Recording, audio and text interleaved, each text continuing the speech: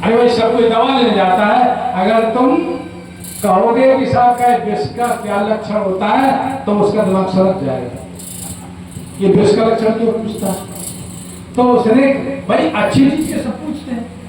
जब उन्होंने कहा कि साहब मनमुख के क्या लक्षण है, तो नानक साहब समझ गए कि ये अच्छा खासा मनमुख खुद है, लेकिन मैं कहूंगा कि तू ही मनमुख है तो कोई नहीं, किसी को लग जाएगा।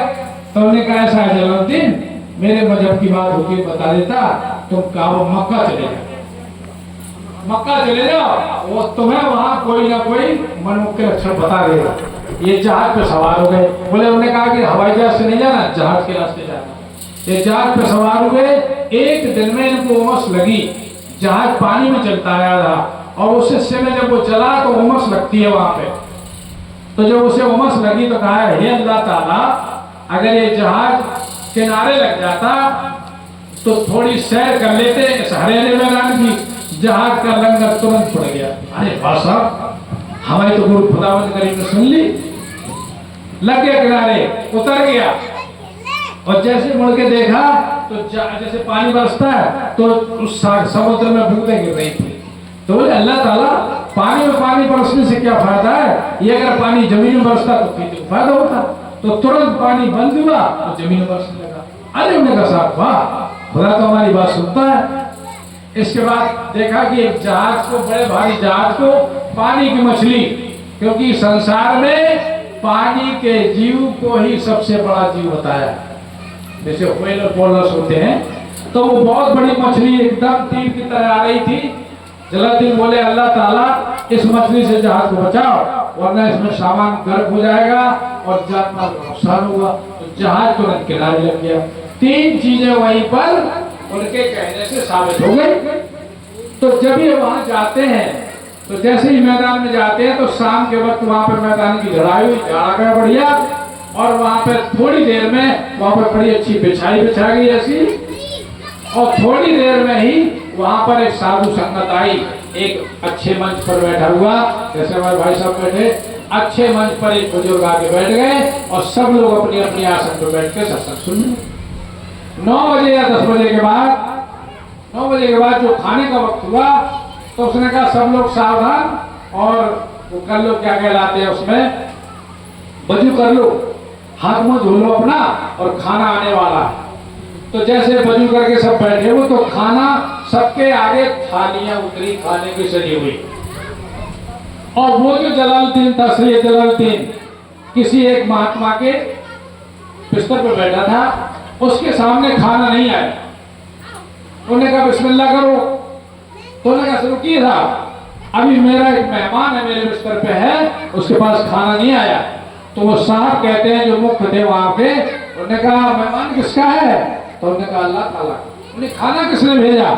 अल्लाह ताला ने। तो बोले अल्लाह ताला जाने, तुम अपना खाना खाओ। जलालुद्दीन को उस दिन खाना नहीं मिला। दूसरे दिन भी सत्संग सुना, और दूसरे दिन भी जलालुद्दीन के लिए खाना नहीं आया। तीसरे दिन भी जब जलालुद्दीन के लिए खाना नहीं आया, तो साहब ने बोला कि तुम इसको इधर भेजो मेरे पास। बोले तुम कभी जिंदगी के दिनों में भूखे रहे? बोले कभी नहीं रहा। बोले अल्लाह ताला 2.5 दिन के अंदर सबका रिजल्ट भेजता है, तुम्हारे पास यदि खाना नहीं आया है तो तुमने अल्लाह ताला का बहुत बड़ा नुकसान किया। हमने कुछ नहीं किया। नहीं बोले कुदरत के कानून में तुमने कोई दखलंदाजी की है। तो उन्होंने कहा साहब हमने कुछ नहीं किया। अरे बोले बोलो जल्दी, तुमने कुछ ना कुछ बिगाड़ किया है। अब वो 3 बातें याद आई कि मैंने जहाज रुकवाया, तो उन्होंने कहा साहब पानी का जहाज बहुत तेजी से अपने गंतव्य पे जा रहा था, मैंने कहा कि अल्लाह ताला ये जहाज रुक जाए तो कम से कम यहाँ सैर कर लूं। बोले उल्लू को बैठे, ये जहाज जा रहा था अपने गंतव्य पे, आज 4 दिन से यहाँ रुका पड़ा है, इसके दबाव में दवाएं, इसमें खाना है, इसके अभाव में वहां जनता मर रही है, और तुमने इस जहाज को रोके रखा है अपनी सैर के लिए, और बता तुमने क्या बिगाड़ किया है? अरे तो उन्होंने कहा साहब पानी बरस रहा था। हमने कहा अल्लाह ताला पानी से पानी बरसने क्या फायदा, जमीन में बरसे। तो उन्होंने कहा नाला है उल्लू के पट्टे, इसमें जो जीव जंतु रहते हैं समुद्र का पानी खा रहा है, ये उस पानी को नहीं पीते। समुद्र के जीव जब पानी बरसता है तो अपना मुंह से फूल के ऊपर का पानी पीते हैं। तो तूने समुद्र के जीव जंतुओं को प्यासा रखा, और बता तूने क्या किया है? बोले सर पानी के जहाज को एक मछली गिरा दे रही थी, उसको मैंने कहा अल्लाह ताला ये जहाज रुक जाए। तो बोले नालायक, ये जहाज जो पुर्जों में युद्ध हुआ था, पुर्जों में जब युद्ध हुआ था तो वहां पे जो सैनिक कहते हैं प्यासा मरता है तो मछली का जन्म मिलता है, तो वो सैनिक जो प्यासे मरे थे वो जल के जंतु मछलियां बने हैं, और जिन सैनिकों ने उनको मारा था वो इस जहाज में जा रहे। तो मछली उन सैनिकों से अपना बदला लेती। नालायक कहीं के उल्लू के पट्टे, तुमने कुदरती कानून में कितना बड़ा दखल किया। ये जहाज गर्क डूबता और ये आदमी के मांस को मछलियां खा के अपना बदला लेती। तुमने कुदरत के कानून में कितना बड़ा दखल किया। और बोले इस मनमुख को धक्के मार के निकाल दो यहाँ से। तो जब उसी के मजहब वाले फकीर ने कहा कि ये पक्का मनमुख है, इसको धक्के मार के निकाल दे दो। और नानक साहब से पूछने क्या गए थे कि साहब मनमुख के लक्षण बता दो। तो संतों के रहस्य में और हमारी अपनी दखलंदाजी में बहुत बड़ा फर्क है। इसीलिए कहा है कि हमें अपने पर कुछ संयम बरतना चाहिए। उस संयम आए कहां से? हमारे अंदर संयम कहां से आए? तो ये हमारा गीता कहती है कि अगर अपनी शक्ति को आप इस स्थान से ऊपर स्थान पर रोकेंगे तो तुम्हारे अंदर तुम्हारे पर संयम आए, तुम्हारा मन तुम्हारे काबू में आएगा। हमारे संत महापुरुष ने कहा है कि यदि एक सैनिक 1000 आदमियों को मार देता है तो उसकी कोई बड़ी पहलवानी नहीं है, जिसने अपने मन को मार लिया सबसे बड़ी पहलवानी है।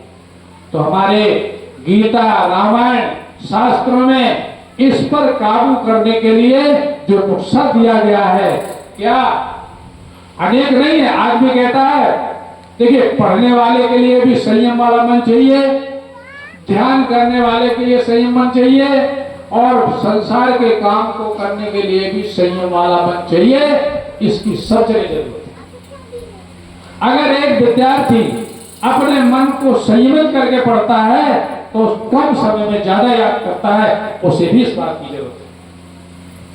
तभी तो विद्यार्थियों को जब वो स्कूल में जाते थे, आर्यों की संस्कृत पाठशाला में जाते थे, तो सबसे पहले उन्हें यही विद्या सिखाई जाती थी जो आज बुढ़ापे में समझ में नहीं आ रही।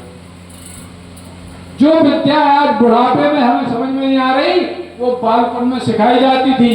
तो क्या सब वो साधु बनते थे? वो अच्छे गृहस्थ बनते थे। हमारे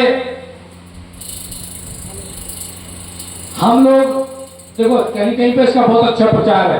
हम लोग इंटर कॉलेज में जाते थे, वहां का मास्टर, 2-4 मास्टर हमारे सहयोगी थे, गुरुमाची के सेवक थे। तो कहते थे महाराज सत्संग के बाद हम 2 दिन अपने स्कूल में आपके प्रवचन कराएं। वो बच्चे जो भी सुनते थे बातें, आज बच्चे वो जहां भी मिलते हैं कहते बोले दीक्षित जी आपने ये बात हमें सुनाई थी। तो जो सच्ची बातें हैं वो जीवन में हमारे काम आती हैं। जीवन तो पशु भी जी लेता है, उसका भी तो जीवन है, उसके भी तो बच्चे हैं, उसका भी तो परिवार है। जीता है कि नहीं जीता बताओ?